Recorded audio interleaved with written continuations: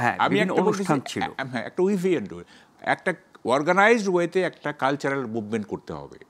এবং এটা কে করবে? যেমন ধরেন বিএনপি এখন সবচেয়ে বড় বড় কি রাজনৈতিক দল এবং বড় শক্তি সমাজে। এখন বিএনপি নেতৃত্ব বলতে পারে যে এখন রাজনৈতিক আন্দোলনের পাশাপাশি সাংস্কৃতিক আন্দোলন করতে হবে। মানুষের চরিত্র ঠিক করতে হবে। আমরা এই বিষয়ে হাবিব ভাইয়ের একটু মত শুনতে চাই। যেটি মাহবুব ভাই বলছিলেন যে বিএনপির রাজনৈতিক আন্দোলনের পাশাপাশি সাংস্কৃতিক, বা তিনি সাংস্কৃতিক আন্দোলনটাকে বেশি গুরুত্ব দিচ্ছেন, এটার জবাব শুনবো। সাথে একটু যুক্ত করে দেই, এখন যে অপরাধ বেড়ে গেছে, নারীর বিরুদ্ধে অপরাধ থেকে শুরু করে সব ধরনের অপরাধ, তার জন্য এখনকার শাসন ব্যবস্থা বা যেই সামাজিক রাজনৈতিক পরিবেশ পরিস্থিতি, সেটা কতটা দায়ী হাবিব ভাই? না, এটা তো অবশ্যই। তো এখন আসলে তো দেশে যে শাসন থাকা দরকার, সেই শাসন নেই। কারণ হলো কি, বর্তমান যে শাসক, আমরা তাদেরকে ক্ষমতায় বসার সহযোগিতা করেছি, যারা আমাদের সমর্থন নিয়ে বসেছেন, তারা তাদের আসল কাজটা বাদ দিয়ে অন্য কাজের দিকে বেশি ঝোঁক। তাদের সমাজের দিকে নজর না দিয়ে কে কী বললো না বললো, এক একজন এক এক কথা নিয়ে তারা ব্যস্ত থাকে। আমরা যেমন রাজনীতি যারা করি, যে আমরা একটা আন্দোলন সংগ্রাম আমরা করেছিলাম একটা গণতান্ত্রিক একটা নির্বাচিত পরিবেশ ফিরিয়ে আনার জন্য। আপনি যত যাই বলেন না, যত যাই করেন না কেন, দেশে যদি একটা সুষ্ঠু নিরপেক্ষ নির্বাচনের ব্যবস্থা না থাকে, তাহলে জবাবদিহিমূলক সংসদ হবে না। আর জবাবদিহিমূলক সংসদ না হলে সেখানে আইনের শাসন প্রতিষ্ঠিত হবে না। তো সেই ব্যাপারটা এখন অনুপস্থিত।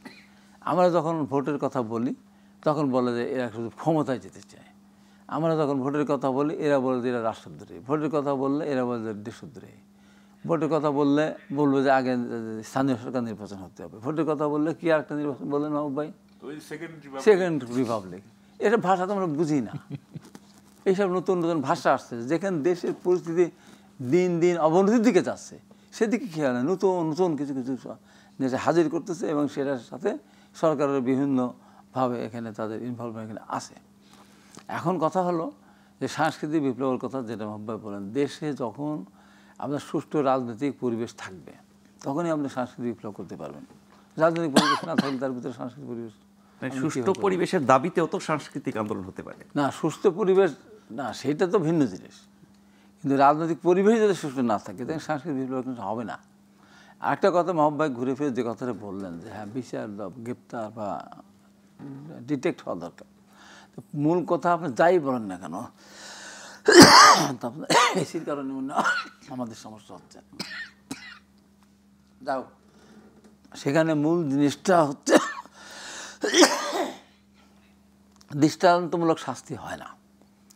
মাহবুব ভাই দৃষ্টান্তমূলক শাস্তির ব্যাপারে অনেক দিকে উনি নিয়ে যেতে চেয়েছেন, কিন্তু শাস্তির দৃষ্টান্তমূলক ওইটাই যে ঘটনা যেই ঘটাক না কেন, সে যত বড় ক্ষমতাশালী হোক না কেন বা যত গোপনেই করুক না কেন, এটা ডিটেক্ট করতে হবে এবং তাকে আইনের আওতায় নিয়ে আসতে হবে। সংক্ষিপ্ত সময়ের ভিতরে চূড়ান্ত বিচার করে তার রায় কার্যকরী করতে হবে। এরকম যদি প্রতিদিনই দেখে 2 জন 5 জন ধর্ষণ হচ্ছে, প্রতিদিন পেপারে আসতেছে, মিছিল হচ্ছে, সব হচ্ছে, ধর্ষণ করার ফাঁসি হচ্ছে, এটা আমরা কয়টা দেখছি? যে কারণে এরা ভুলে যায়, বিচার প্রক্রিয়া দীর্ঘ হওয়ার কারণে, দীর্ঘসূত্রিতার কারণে এটা হচ্ছে। বিচার প্রক্রিয়া দীর্ঘসূত্রিতার কারণে এর ভুলেই যায়। এই ধর্ষণ করলে আর কী হয়, ওই 2-1 বার জেলটা খাটা লাগে আবার তবে। মানে প্রকৃত ধর্ষক যে কোনোভাবেই মানে জেল থেকে বের হতে না পারে, তার ধর্ষণের কতগুলি ইয়ে আছে, আপনার সুবিধা কত আছে, সেগুলো হলো যে যদি ভিকটিম বেঁচে থাকে, তা সে তো সচকে দেখে, 2-1টা নয় অন্ধকারে এটা ওটা হতে পারে, কিন্তু অনেক তো তার দেখতে পারে, তার চিনতে পারে। একজন ধর্ষিতা কোনোদিনও যে ধর্ষণ করে না তার কথা কিন্তু বলবে না, তার আপনার স্টেটমেন্ট নিয়ে এবং এগুলি দ্রুত সময়ের ভিতরে এদেরকে গ্রেপ্তার, এবং এদের গ্রেপ্তার করার ক্ষেত্রে যদি দেখা দেয় বা সহজ ধরা না যায়, তো পরিবারের কাছে গিয়ে করতে হবে। যেমন আমি বলি, আমার বিরুদ্ধে যখন আমার সাজা হয়ে গেল, 2টা মামলার সাজা হলো, একটা সাজা তো আগেই দিল, পরে একটা তো সাজা দিল পরে হাইকোর্ট। আমার পরিবারে এমন কোনো জায়গা নেই, আমি যেখানে থাকি সমস্ত জায়গায় এমন হানা দেওয়া শুরু করলো, গ্রামের বাড়ি, দেশের বাড়ি, এখানে যেখানে যে অবস্থায় আছে, সকাল বিকাল বাড়ি থেকে লোক নামতে পারে না, উঠতে পারে না, বসতে পারে না, নানান কাহিনী। তারপরেও আমি যেহেতু রাজনীতিতে আমি চূড়ান্ত পর্যায়ের ব্যক্তি, আমি সেখানে বললাম যে আমি তারপরেও আমি গ্রেপ্তার হব না, শেষ পর্যন্ত আমাকে গ্রেপ্তার হতে হয়েছে।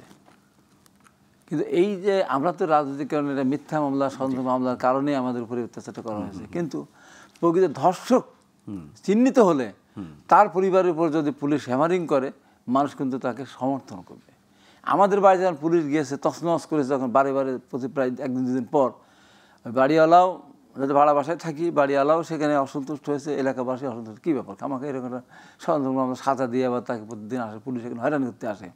কিন্তু ধর্ষকের বাড়িতে আপনি যান, পুলিশ যদি যায়, মানুষ কিন্তু সমর্থন দেবে।